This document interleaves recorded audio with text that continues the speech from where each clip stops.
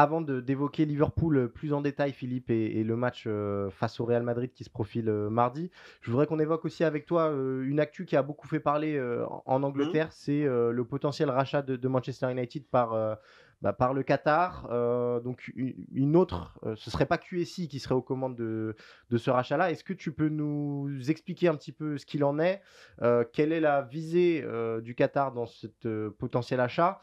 Et je crois que tu feras une chronique écrite sur eurosport.fr Mmh. sur le sujet cette semaine, mais peut-être nous expliquer dans Tour d'Europe ce qu'il en est réellement de cette offre.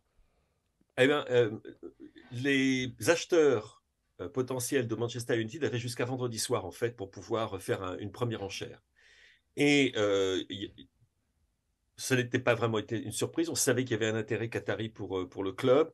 Radcliffe, bien évidemment, fait partie et Ineos font Ouais, partie des enchérisseurs possibles. Il y a des rumeurs selon lesquelles Elliott se serait également positionné. Elliott, qu'on sait lié à Lille, autrefois lié à Milan.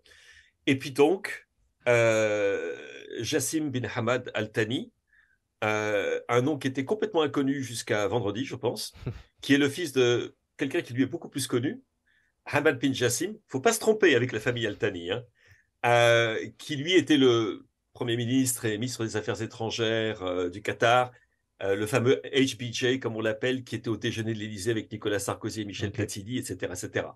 Donc, Jassim est arrivé sur comment dire, sur la scène.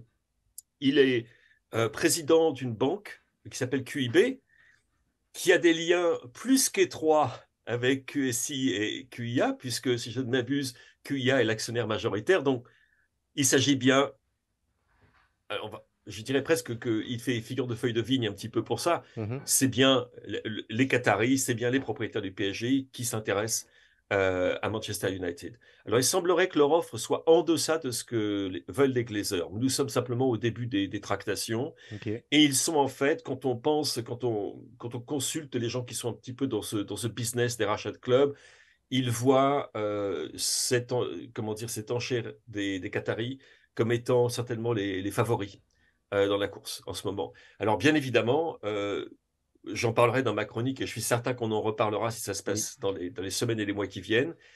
Si ça devait être le cas, bien évidemment, il y a un gros problème, c'est la multipropriété des clubs, Ah oui. c'est la position de l'UEFA, c'est ce qu'il advient du PSG, parce que mine de rien, c'est bien gentil d'avoir un grand club comme le PSG, mais en avoir deux, PSG Manchester United, ça c'est complètement unique.